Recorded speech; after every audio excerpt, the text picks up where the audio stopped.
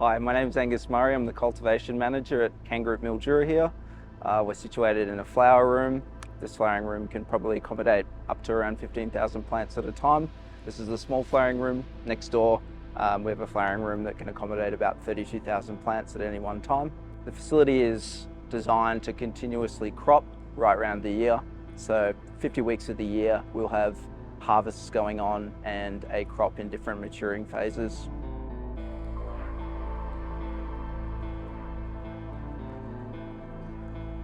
So the glasshouse we have here is a semi-closed design, which means we get the best of both worlds. We have the indoor lighting, HVAC and control that you get with growing indoors, and you also get the sunshine of the sun razor area.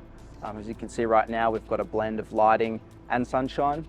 This is all balanced with optimum nutrition for the plants via our pulsating NFT system and optimum environment, so temperature, humidity, and CO2.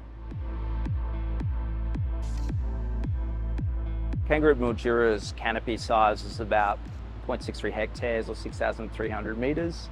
This is probably one of the bigger flowering canopies in Australia. It's considered a large facility globally as well. We're probably producing anywhere from 2,000 to 5,000 plants in our nursery and production system every week.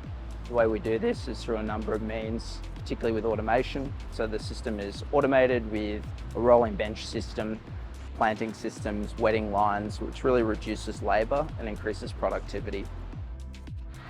So the airflow is pretty unique at this facility in this type of glasshouse. You may be able to hear there's some CO2 being expelled into the room.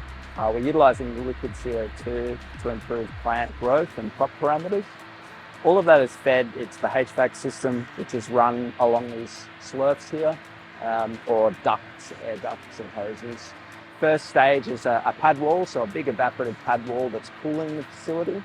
That air is anywhere from maybe 5 to 12 degrees cooled, so then we could pass it through the HVAC system, dose it with CO2, and then run it through these air socs. There's also a mechanical exhaust system at the end of the facility or at the end of the room here. And just like a car, you can press the recirculation button. So at any time that the climate is doing well and right by our parameters, we can decide to recirculate all of that highly CO2 enriched air for the plants to eat and continue that crop growth condition. From our perspective, we try to maintain as clean a growth environment as possible. And really central to that is an integrated pest and disease management program. We don't use any pesticides or chemicals in the facility here. Really what we're doing is getting feedback from the plants, scouting them for pests and disease, and making sure that they're as healthy as they can to be producing, in this case, cuttings. We're in the mother room at the moment. At any one time, we've got up to 8 lines that we can be swapping around for different customers and different applications and markets. Managing those 8 cultivars in this mother space can be tricky sometimes, but really how we do that is keeping the material clean, pruning when we have to, and making sure that the pest and disease management approach is under wraps.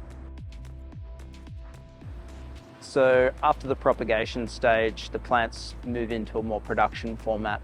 So like in flower, they're on these table and automated benches and in these little blocks. There's about 3,000 of these plants in each production batch that gets whittled down as we begin to move them into flower.